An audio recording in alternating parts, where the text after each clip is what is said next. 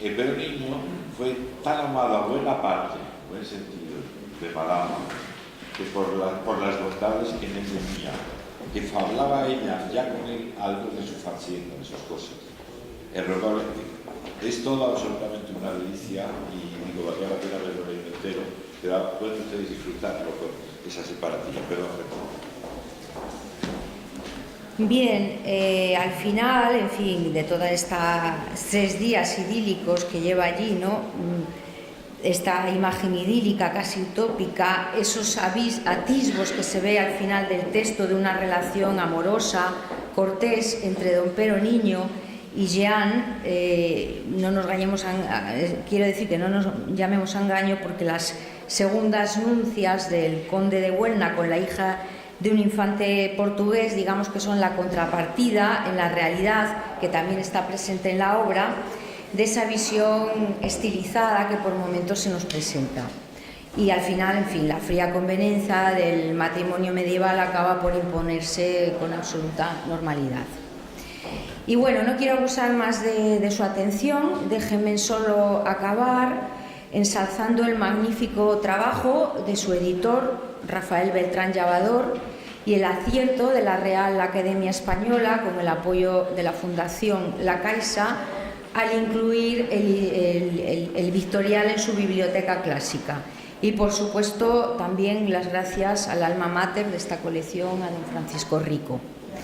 Los montañeses podemos agradecérselo de manera especial, pero también están de enhorabuena a todos aquellos lectores de la lengua española al haberse incluido este libro en la colección. Muchas gracias.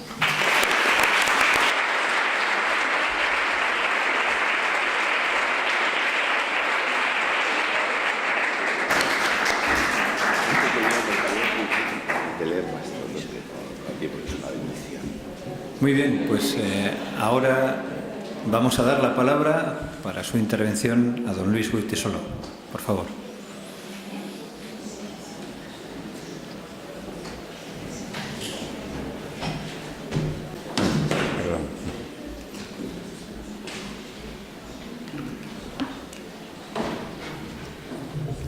Buenos días.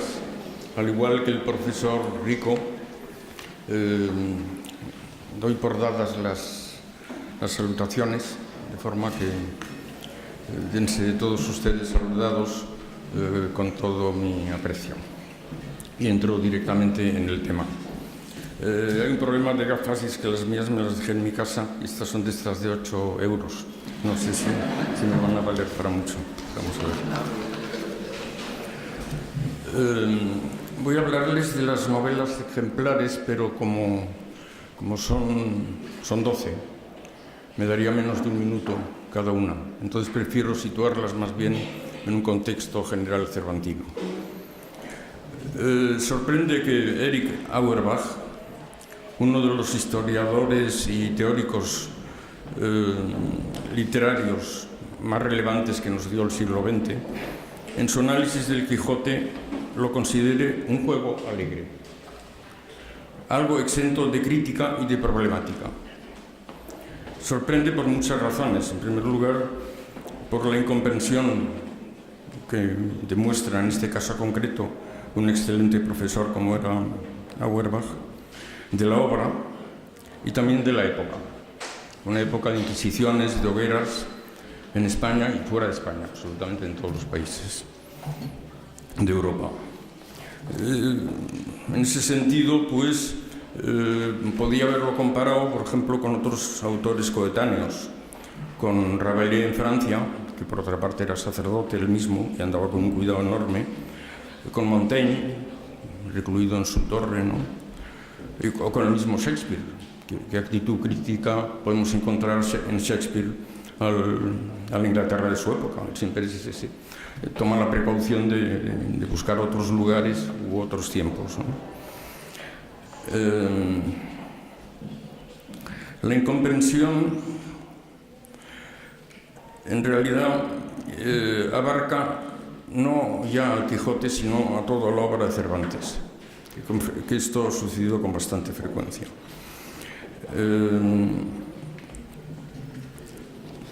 Es una mala interpretación de la obra, por supuesto, que no es exclusiva de Auerbach, sino que en nuestro país también se da con mucha frecuencia.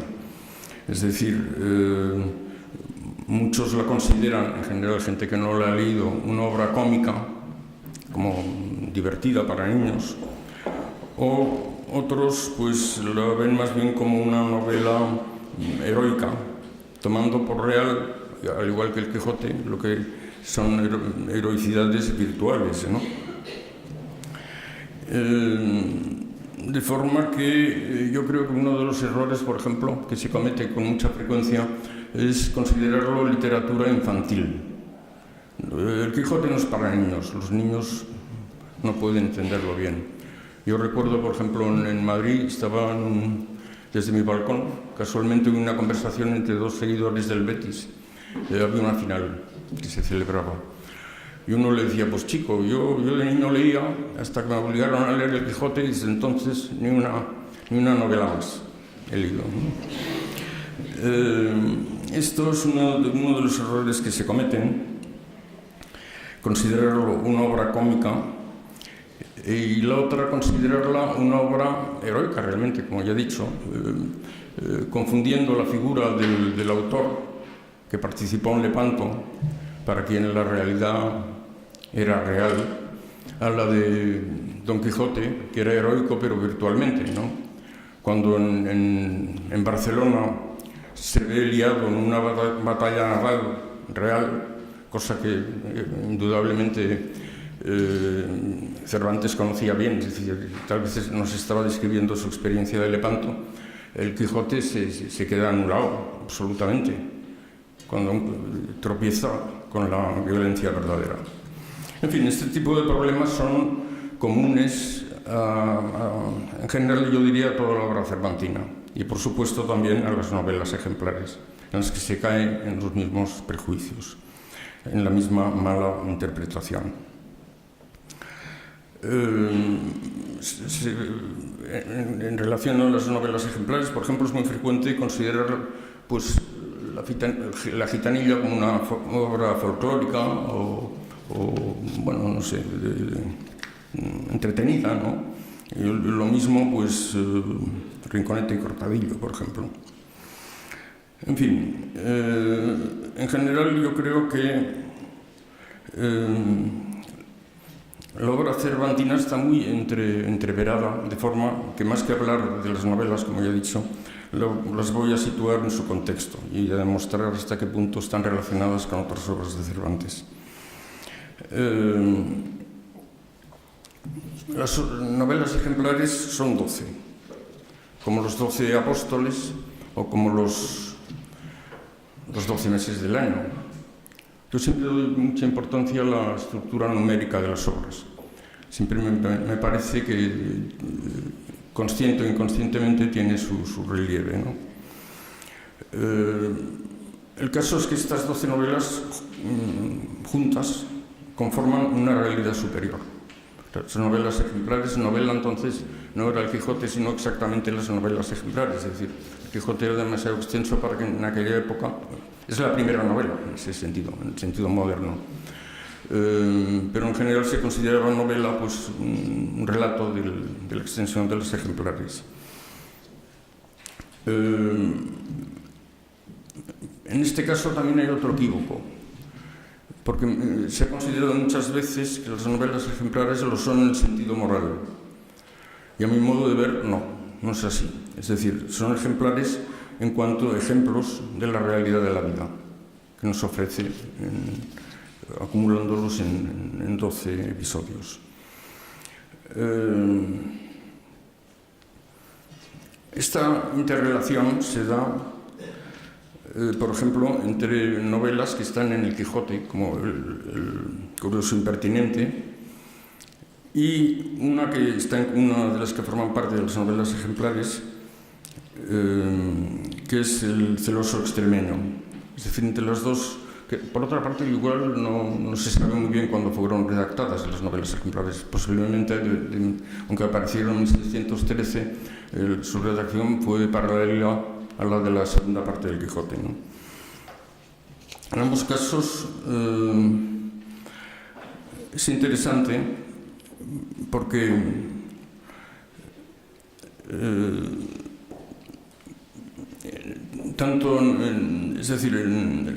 esta relación da lugar a una especie de lo que en la actualidad se entiende por metaficción, en la medida en que El curioso impertinente es una novela metida dentro de otra novela.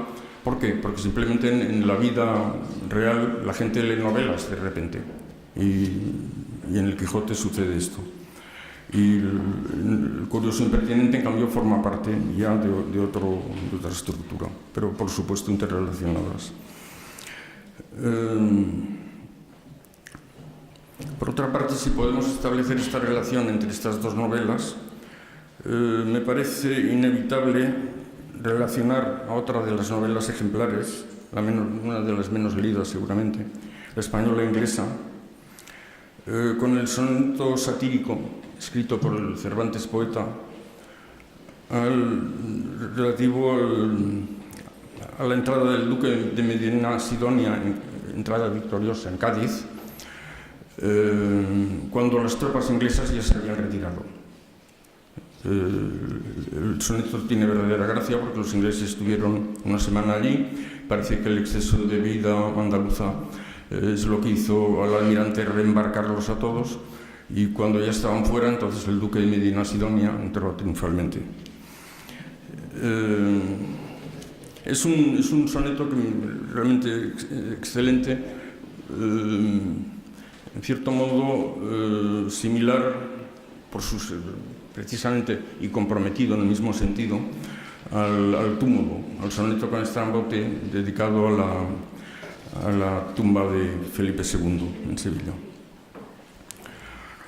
La misma relación con alguna otra obra de Cervantes puede encontrarse en las demás novelas ejemplares. La Gitanilla, el mundo gitano en aquella época sorprendía a todo el mundo, claro. Se había sacado, existían unos moriscos y llega gente rara, entonces aparece con frecuencia en Cervantes. O Rinconete y Cortadillo, que tal vez es la novela ejemplar más próxima a la picaresca, un género que, contrariamente a lo que muchos piensan, es poco afín a Cervantes. El humor de Cervantes es muy distinto al de Guzmán de Alfarache, como lo es también al de Quevedo, no tiene nada que ver, es decir, es humor fino, mientras que el otro es más sarcástico, digamos, ¿no? En general, si se me pide elegir mi preferencia por alguna de las obras de las novelas que conforman las novelas ejemplares, yo me decantaría por El coloquio de los perros, que es precisamente la última. El coloquio, la conversación entre Berganza y Cipión, dos perros, ¿no? Anunciado ya, prefigurado esta novela dentro de otra novela de las novelas ejemplares, de Casamiento engañoso, que es la que le precede, ¿no? Aquí normalmente se ha remitido el coloquio de los perros a El asno de oro, porque en El asno de oro de Apuleyo hay un borrico que habla, y aquí son dos perros, pero yo creo que esto es pura casualidad, porque yo en cambio los relacionaría como una réplica de las dos figuras, de las dos actitudes ante la vida que se presentan Don Quijote y Sancho, es decir, las dos caras de una misma moneda. Porque no es que es una equivocación ver en Cervantes a un idealista y en Sancho pues un hombre mucho más práctico. En realidad los dos viven de mitos y en la novela no hacen más que adecuar su comportamiento a esos mitos.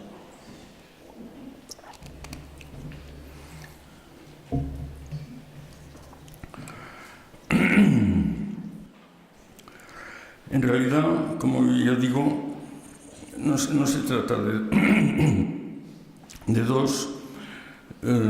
una contraposición ni de hidalgo o plebeyo y plebeyo, ni de idealista y materialista, son paralelismos, sino de dos personas que fantasean a un nivel distinto de la realidad, al igual que los perros, del coloquio de los perros, similares a las que pudiera tener el propio autor. En este sentido, tal vez estas figuras sean proyección de un Cervantes, que por una parte participó en Lepanto, iba a ser condecorado por don Juan de Austria, y que tras un cautiverio muy largo y doloroso en Argel, de muchos años, vuelve a una España a llevar una vida llena de estrecheces y riesgos, los riesgos propios de la época, ¿no? En fin,